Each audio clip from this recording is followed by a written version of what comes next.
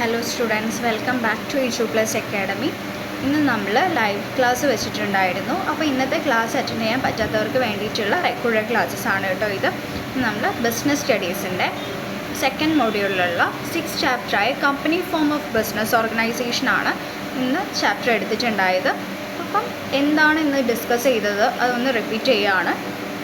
ഇന്നത്തെ ക്ലാസ്സിൽ നമ്മൾ എന്താണ് കമ്പനി എന്ന് നോക്കിയിട്ടുണ്ടായിരുന്നു. കമ്പനിയുടെ മീനിങ്, ഡെഫിനിഷൻ നോക്കി. പിന്നെ നമ്മൾ ജോയിൻറ്റ് സ്റ്റോക്ക് കമ്പനി എന്താണെന്ന് നോക്കി. പിന്നെ നമ്മൾ മൾട്ടിനാഷണൽ കമ്പനി എന്താണെന്ന് നോക്കിയിട്ടുണ്ടായിരുന്നു. പിന്നെ കുറച്ച് ടേംസ് അത് റിലേറ്റ് ചെയ്തിട്ടുള്ള shares, what you mean by shares, what you mean by board of directors, അതൊക്കെ ഒന്ന് ചെക്ക് ചെയ്തിട്ടുണ്ടായിരുന്നു.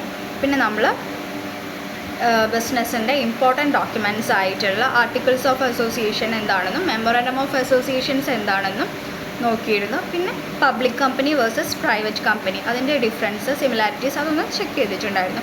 അപ്പോൾ അത്രയാണ് ഇന്നത്തെ ക്ലാസ്സിൽ ഡിസ്കസ് ചെയ്തിട്ടുണ്ടായത്. അപ്പം നമുക്കത് വീണ്ടും ഒന്ന് റിപ്പീറ്റ് ചെയ്യുകയാണ്. ഓക്കെ, അപ്പോൾ ആദ്യം നമ്മൾ നോക്കുന്നത് state the meaning of the term company as per the companies act 1956. Okay, ഞാൻ എൻ്റെ വീഡിയോ ഇവിടെ ക്ലോസ് ചെയ്യുകയാണ്. ഓക്കെ, എന്താണ് കമ്പനി എന്ന് പറയുന്നത്? ഇന്ത്യയിലുള്ള എല്ലാ കമ്പനികളെയും നിയന്ത്രിക്കുന്നത് 1956 ഇന്ത്യൻ കമ്പനി നിയമമാണ്. ഈ നിയമം ഭേദഗതി വരുത്തി കമ്പനീസ് ആക്ട് 2013 രൂപീകരിക്കുകയുണ്ടായി. പ്രത്യേകമായ നിയമപരമായ വ്യക്തിത്വവും സ്ഥായീഭാവവും പൊതുമുദ്രയുമുള്ള നിയമപ്രകാരം സൃഷ്ടിക്കപ്പെട്ട ഒരു കൃത്രിമ വ്യക്തിയാണ് കമ്പനി എന്നാണ് നിർവചിച്ചിരിക്കുന്നത്. ഓക്കെ, അപ്പോൾ എന്താണ് ഇന്ത്യയിലുള്ള എല്ലാ കമ്പനീസ് ആക്റ്റും ഫോം ചെയ്യുന്നത് കമ്പനീസ് ആക്ട് 1956 പ്രകാരമാണ്. അതാണ് നമ്മുടെ കമ്പനി നിയമം എന്ന് പറയുന്നത്. ഇന്ത്യൻ കമ്പനി നിയമം 1956 പ്രകാരമാണ് ഓരോ കമ്പനിയും ഫോം ചെയ്യുന്നത് നമ്മുടെ ഇന്ത്യയിൽ. ഓക്കെ, പിന്നെ എന്തൊക്കെയാണ്? അപ്പോൾ ഈ നിയമം ഭേദഗതി വരുത്തിയിട്ട് ഒരു കമ്പനീസ് ആക്റ്റും കൂടെ രൂപീകരിക്കുകയുണ്ടായി. അതാണ് കമ്പനീസ് ആക്ട് 2013 കേട്ടോ. പിന്നെ നിയമപരമായ വ്യക്തിത്വവും സ്ഥായീഭാവവും പൊതുമുദ്രയുമുള്ള ഒരു നിയമപ്രകാരം സൃഷ്ടിക്കപ്പെട്ട ഒരു കൃത്രിമ വ്യക്തിയാണ് കമ്പനി എന്ന് പറയുന്നത്. Okay, a company is an association of persons formed for the carrying out the business activities and having a legal status independent of its members. ഒരു കൂട്ടം ആളുകൾ ചേർന്ന് ഫോം ചെയ്തിട്ടുള്ള ഒരു ബിസിനസ്സാണ് അവിടെ നടക്കുന്നത്. അപ്പോൾ ഇതിൻ്റെ പ്രത്യേകത എന്തെന്ന് പറഞ്ഞാൽ അതിൻ്റെ മെമ്പേഴ്സിൽ നിന്ന് സെപ്പറേറ്റ് ലീഗൽ എൻറ്റിറ്റി ഉണ്ട്, നിയമപരമായ ഒരു നിലനിൽപ്പുണ്ട്. സെപ്പറേറ്റ് ലീഗൽ എൻറ്റിറ്റി എന്ന് പറഞ്ഞാൽ ഒരു നിയമപരമായ നിലനിൽപ്പുണ്ട്. ഇപ്പോൾ വേറൊരു കേസ് എടുക്കുകയാണെങ്കിൽ നമ്മൾ ഈ സോൾ പ്രൊപ്പറേറ്റർഷിപ്പ്, പാർട്ട്ണർഷിപ്പ് ഒക്കെ നോക്കുകയാണെങ്കിൽ അതിൽ മെമ്പേഴ്സിന് എന്തെങ്കിലും പറ്റിയാൽ അത് ആ ബിസിനസ്സിനെ ഡയറക്റ്റായി ബാധിക്കും.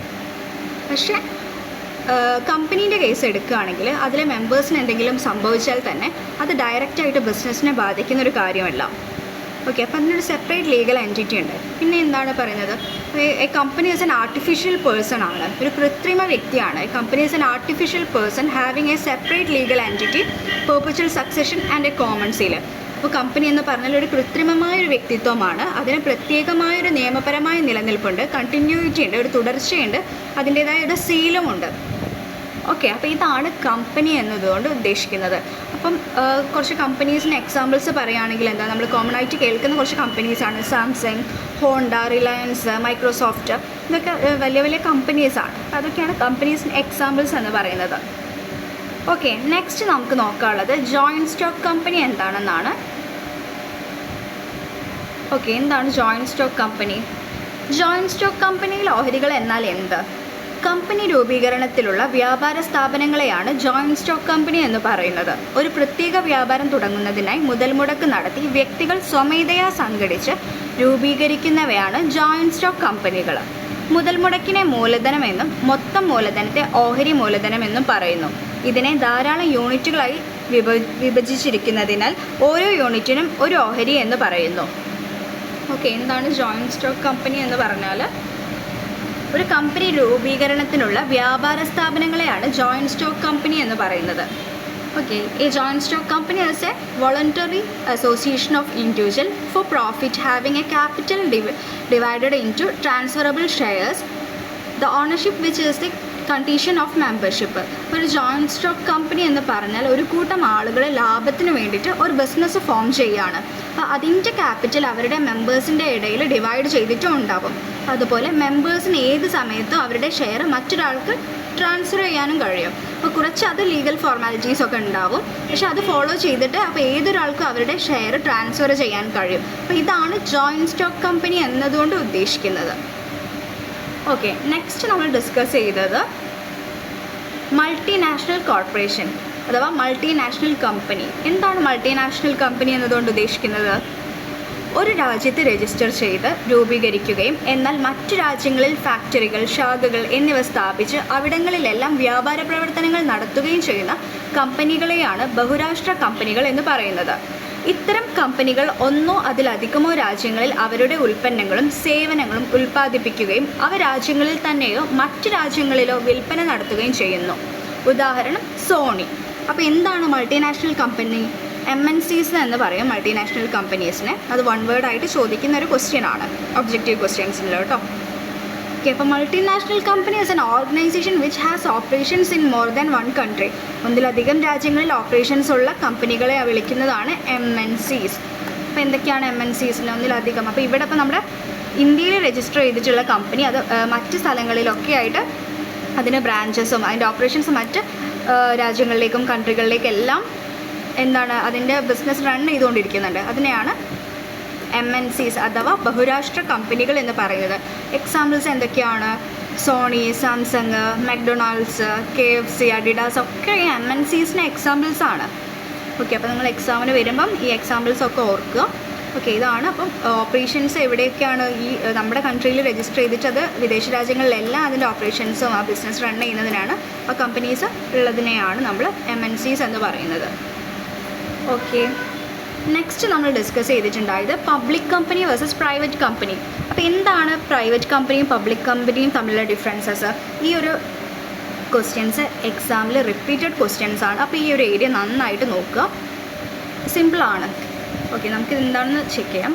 അപ്പം പ്രൈവറ്റ് കമ്പനി നമുക്ക് ആദ്യം നോക്കാം. പ്രൈവറ്റ് കമ്പനിയുടെ കേസിൽ അടിസ്ഥാന അംഗത്വം എത്രയാണ്? ചുരുങ്ങിയ അംഗസംഖ്യ 2ഉം പരമാവധി അംഗസംഖ്യ 50ഉം ആണ്. Okay, minimum numbers of members 2ഉം മാക്സിമം നമ്പേഴ്സ് ഓഫ് മെമ്പേഴ്സ് 50ഉം ആണ് പ്രൈവറ്റ് കമ്പനിയുടെ കേസിൽ. ഇനി പ്രൈവറ്റ് കമ്പനിയുടെ പേര്, അതിലെന്തൊക്കെയാണ് ചേഞ്ച് ഉള്ളത്? പേരിനൊപ്പം പ്രൈവറ്റ് ലിമിറ്റഡ് എന്ന് ചേർക്കണം. പ്രൈവറ്റ് കമ്പനിയിൽ പേരിനൊപ്പം പ്രൈവറ്റ് ലിമിറ്റഡ് എന്ന് ചേർക്കണം. ഇപ്പം നമ്മൾ ഒരു കമ്പനിയുടെ പേരിനൊപ്പം അതിലൂടെ പ്രൈവറ്റ് ലിമിറ്റഡ് എന്ന് മെൻഷൻ ചെയ്യണം. പ്രൈവറ്റ് എന്ന് പ്രത്യേകം മെൻഷൻ ചെയ്യണം. ഓക്കെ, നെക്സ്റ്റ് ഓഹരി കൈമാറ്റം. ഓഹരി കൈമാറ്റം നിയന്ത്രിക്കപ്പെടുന്നുണ്ട്. അപ്പോൾ ഓഹരി കൈമാറ്റം റെസ്ട്രിക്റ്റഡ് ആണ് ഇവിടെ പ്രൈവറ്റ് കമ്പനിയിൽ. നെക്സ്റ്റ് മൂലധനം, പെയ്ഡപ്പ് ക്യാപിറ്റൽ. അടവ് മൂലധനം 1 ലക്ഷം രൂപയിൽ കൂടാൻ പാടില്ല. പ്രൈവറ്റ് കമ്പനിയുടെ കേസിൽ 1 ലക്ഷം രൂപയിൽ കൂടാൻ പാടില്ല അവരുടെ അടവ് മൂലധനം. ഓക്കെ, നെക്സ്റ്റ് നമുക്ക് പബ്ലിക് ലിമിറ്റഡ് കമ്പനീൻ്റെ ഫീച്ചേഴ്സ് നോക്കാം. ചുരുങ്ങിയ അംഗസംഖ്യ 7ഉം പരമാവധി അംഗസംഖ്യ അക്ലിപ്തവുമാണ്. അപ്പോൾ എന്താ, മിനിമം മെമ്പേഴ്സ് വേണ്ടത് 7ഉം മാക്സിമം നമ്പേഴ്സ് അൺലിമിറ്റഡ് ആണ്. അക്ലിപ്ത് എന്ന് പറഞ്ഞാൽ അൺലിമിറ്റഡ് എന്ന മീനിങ് ആണ് കേട്ടോ. ഓക്കെ, അപ്പോൾ പബ്ലിക് കമ്പനിയിൽ മിനിമം നമ്പേഴ്സ് 7ഉം മാക്സിമം അൺലിമിറ്റഡും ആണ്. അതിൻ്റെ പേരിനൊപ്പം പബ്ലിക് കമ്പനിയുടെ പേരിനൊപ്പം ലിമിറ്റഡ് എന്ന് ചേർത്താൽ മതി. പ്രൈവറ്റ് എന്ന് മെൻഷൻ ചെയ്യേണ്ട, അത് അല്ലാതെ പബ്ലിക് എന്ന് മെൻഷൻ ചെയ്യേണ്ട, വെറും ലിമിറ്റഡ് എന്ന് ചേർക്കണം. ഓക്കെ, പിന്നെ അതിൻ്റെ ഓഹരി കൈമാറ്റമാണെങ്കിൽ ഓഹരി കൈമാറ്റം നിയന്ത്രിക്കപ്പെടുന്നതല്ല, റെസ്ട്രിക്ഷൻസ് ഇല്ലാത്തതാണ് ഓഹരി കൈമാറ്റത്തിന്. പിന്നെ നമ്മൾ മൂലധനം, അതിൻ്റെ പെയ്ഡപ്പ് ക്യാപിറ്റൽ, പബ്ലിക് കമ്പനിയുടെ പെയ്ഡപ്പ് ക്യാപിറ്റൽ 5 ലക്ഷമാണ്. അതിൽ കുറയാൻ പാടില്ല. അടവ് മൂലധനം 5 ലക്ഷം രൂപയിൽ കുറയരുത്. ഇതാണ് പബ്ലിക് കമ്പനിയും പ്രൈവറ്റ് കമ്പനിയും തമ്മിലുള്ള ഡിഫറൻസസ്. ഓക്കെ, നെക്സ്റ്റ് നമ്മൾ ഡിസ്കസ് ചെയ്തിട്ടുണ്ടായത് memorandum of association and articles of association. ആദ്യം നമുക്ക് മെമ്മോറാൻഡം ഓഫ് അസോസിയേഷൻ എന്താണെന്ന് നോക്കാം. മെമ്മോറാൻഡം ഓഫ് അസോസിയേഷൻസ് എന്ന് പറഞ്ഞാൽ ഒരു കമ്പനിയെ സംബന്ധിച്ച് ഏറ്റവും മോസ്റ്റ് ഇമ്പോർട്ടൻ്റ് ആയിട്ടുള്ളൊരു ഡോക്യുമെൻ്റ് ആണ് മെമ്മോറാൻഡം ഓഫ് അസോസിയേഷൻ. അപ്പോൾ അത് എന്താണെന്ന് നോക്കാം. ഓഹരി ഉടമകളുമായുള്ള ബന്ധം നിർവചിക്കുന്നതിനായി ഒരു പരിമിത ബാധ്യത കമ്പനിയുടെ രൂപീകരണത്തിലും രജിസ്ട്രേഷൻ പ്രക്രിയയിലും തയ്യാറാക്കിയ നിയമപരമായ രേഖയാണ് മെമ്മോറാൻഡം ഓഫ് അസോസിയേഷൻ അഥവാ MOA. ഇത് ഒബ്ജക്റ്റീവ് ക്വസ്റ്റ്യൻ ആണ്, അത് എക്സ്പാൻഡ് ചെയ്തിട്ട് എഴുതാനുണ്ടാവും. Memorandum of association memorandum of association പൊതുജനങ്ങൾക്ക് ആക്സസ് ചെയ്യാവുന്നതാണ്. കൂടാതെ കമ്പനിയുടെ പേര്, രജിസ്റ്റർ ചെയ്ത ഓഫീസിലെ ഭൗതിക വിലാസം, ഷെയർ ഹോൾഡർമാരുടെ പേരുകൾ, ഷെയറുകളുടെ വിതരണം എന്നിവ വിവരിക്കുന്നു. അപ്പോൾ എന്തൊക്കെയാണ്?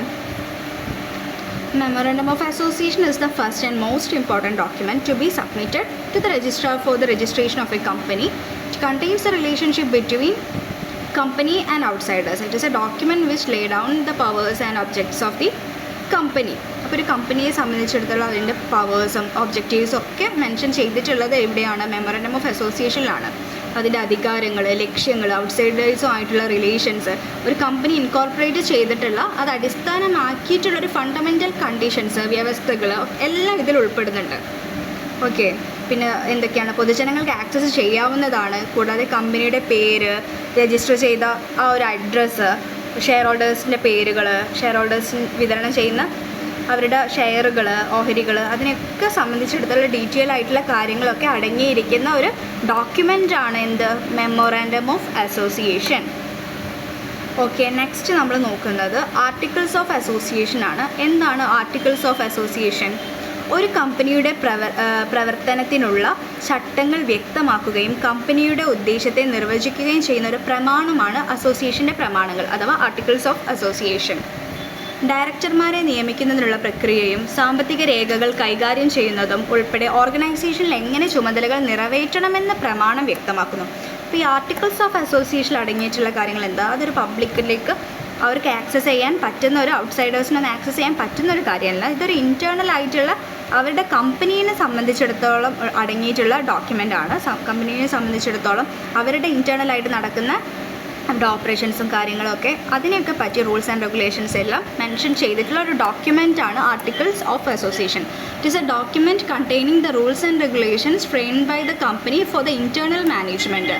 The article contain the rights, responsibilities, powers and duties of members and directors of the company. Okay, അപ്പോൾ ഇതാണ് ആർട്ടിക്കിൾസ് ഓഫ് അസോസിയേഷൻ എന്ന് പറഞ്ഞാൽ. പിന്നെ നമുക്ക് കുറച്ച് ഇമ്പോർട്ടൻ്റ് ആയിട്ടുള്ള കുറച്ച് പോയിൻറ്റ്സ്, നമ്മൾ കീ പോയിൻറ്റ്സ് ഡിസ്കസ് ചെയ്തിട്ടുണ്ടായിരുന്നു. എന്താണ് ഷെയർസ് എന്ന് പറഞ്ഞാൽ? ഷെയർ എന്ന് പറഞ്ഞാൽ എന്താണ്? The capital of the company divided into small parts called shares. ഒരു കമ്പനിയുടെ ടോട്ടൽ ക്യാപിറ്റലിനെ ചെറിയ പാർട്ടായിട്ട് ഡിവൈഡ് ചെയ്തിട്ടുണ്ട്, അതിനെയാണ് ഷെയർ എന്ന് വിളിക്കുന്നത്. പിന്നെ ഷെയർ ഹോൾഡർ ആരാണ്? ഇതൊക്കെ നമ്മൾ വൺ വേർഡിൽ ക്വസ്റ്റ്യൻസ് വരുന്നുണ്ട്, വൺ വേർഡ് ക്വസ്റ്റ്യൻസ്. അപ്പം നമ്മൾ അതിൽ ഡിസ്കസ് ചെയ്യും. അപ്പം ഇതൊക്കെ ഒന്ന് നന്നായിട്ട് നോക്കണം കേട്ടോ നിങ്ങൾ. എന്താണ് shareholders? The owner of the company called shareholders. കമ്പനിയുടെ ഓണേഴ്സിനെയാണ് നമ്മൾ ഷെയർ ഹോൾഡേഴ്സ് എന്ന് പറയുന്നത്. ഷെയർ എന്താണ്? The capital of the company divide into small parts called shares. Board of directors ആരാണ്? Next one, board of directors. Board of directors means is the chief managing body elected by the shareholders. Chief managing body elected by the shareholders. ഈ share ഹോൾഡേഴ്സിൻ്റെ ഇടയിൽ നിന്ന് കുറച്ച് ആളുകളെയൊക്കെ തിരഞ്ഞെടുക്കും. അവരാണ് top ലെവലിൽ ഉണ്ടാവുക. അപ്പോൾ അവരാണ് ഈ മേജർ ഡിസിഷൻസും തീരുമാനങ്ങളും ഒക്കെ എടുക്കുന്നത്. അപ്പോൾ അവരെയാണ് നമ്മൾ ബോർഡ് ഓഫ് ഡയറക്ടേഴ്സ് എന്ന് പറയുന്നത്. അപ്പോൾ ആരാണ് ബോർഡ് ഓഫ് ഡയറക്ടേഴ്സ്? അത് ആ ഷെയർ ഹോൾഡേഴ്സിൻ്റെ ഇടയിൽ നിന്നുള്ളൊരു എലക്ഷനാണ്. അതിൽ നിന്ന് എലക്ട് ചെയ്തിട്ടുള്ള കുറച്ച് ആൾക്കാരെയാണ് നമ്മൾ ബോർഡ് ഓഫ് ഡയറക്ടേഴ്സിൽ നമ്മൾ നിയമിക്കുന്നത്. അത് ഷെയർ ഹോൾഡേഴ്സ് തമ്മിൽ തന്നെ എലക്ട് ചെയ്യുന്നു. അവരുടെ ഹെഡിലേക്ക്, അവരുടെ ടോപ്പ് ലെവലിലേക്ക് നിയമിക്കുന്ന ആൾക്കാരെയാണ് ബോർഡ് ഓഫ് ഡയറക്ടേഴ്സ്. അപ്പോൾ അവരാണ് എന്താണ് മേജർ ആയിട്ടുള്ള ഡിസിഷൻസും റൂൾസും കാര്യങ്ങളും ആ കമ്പനീനെ മാനേജ് ചെയ്യുന്നത് ആ ബോർഡ് ഓഫ് ഡയറക്ടേഴ്സാണ്. ഓക്കെ, പിന്നെ എന്താണ് ഒരു ഇമ്പോർട്ടൻ്റ് ആയിട്ടുള്ളത്? In India companies are formed under the provision of companies act 1956. Companies act പ്രകാരം 1956 കമ്പനീസ് ആക്ട് പ്രകാരമാണ് ഇന്ത്യയിലുള്ള ഏതൊരു കമ്പനിയും രൂപീകരിക്കുന്നത്, ഫോം ചെയ്യുന്നത്. ഓക്കെ, അപ്പോൾ നമ്മൾ ഇന്നത്തെ ക്ലാസ്സിൽ ഇത്രയായിരുന്നു ഡിസ്കസ് ചെയ്തിട്ടുണ്ടായത്. ഇനി നമുക്ക് കുറച്ച് ഒബ്ജക്റ്റീവ് ക്വസ്റ്റ്യൻസ് നോക്കാം. എന്തൊക്കെയാണ് ഈ ഒബ്ജക്റ്റീവ് ക്വസ്റ്റ്യൻസ് എന്ന് നോക്കാം. ഫസ്റ്റ് ക്വസ്റ്റ്യൻസ്, നമ്മൾ ഈ ഒബ്ജക്റ്റീവ് ക്വസ്റ്റ്യൻസിനെ ബേസ് ചെയ്തിട്ടാണ് മോക്ക് ടെസ്റ്റ് കണ്ടക്ട് ചെയ്യുക. അപ്പോൾ ഇതിൽ നിന്ന് ഒരു 15 ക്വസ്റ്റ്യൻസ് ഞാനിവിടെ പ്രിപ്പയർ ചെയ്തിട്ടുണ്ട്. ഇതിൽ റാൻഡംലി ചൂസ് ചെയ്യുന്ന ഒരു 10 ക്വസ്റ്റ്യൻസ് ആയിരിക്കും മോക്ക് ടെസ്റ്റിൽ ഉണ്ടാവുക കേട്ടോ. Okay, first question, the act governs the joint stock companies in India. ഏതാണ്? Companies act 1956. Next question, the sum total of the money contributed by the members of joint stock company. എന്താണ്? Share capital. Sum total of the money contributed by the member of a joint stock company called share capital. The official signature of a joint stock company എന്താണ്? Common seal. Official signature common seal. Joint stock കമ്പനിയുടെ official സിഗ്നേച്ചറാണ് common seal. The smallest unit into which the capital of a company is divided, share. The elected representative of the members who manage the day-to-day affairs of the joint stock company ആരാണ്? Directors. ഇപ്പോൾ പറഞ്ഞിട്ടേ ഉള്ളൂ, ഡയറക്ടേഴ്സാണ് elect ചെയ്യുന്ന representatives ആണ് എന്താണ് joint stock കമ്പനിയുടെ അഫയേഴ്സൊക്കെ manage ചെയ്യുന്നത്, director. Next question, full form of MNC, multinational കമ്പനിയാണ് MNCയുടെ ഫുൾ ഫോം.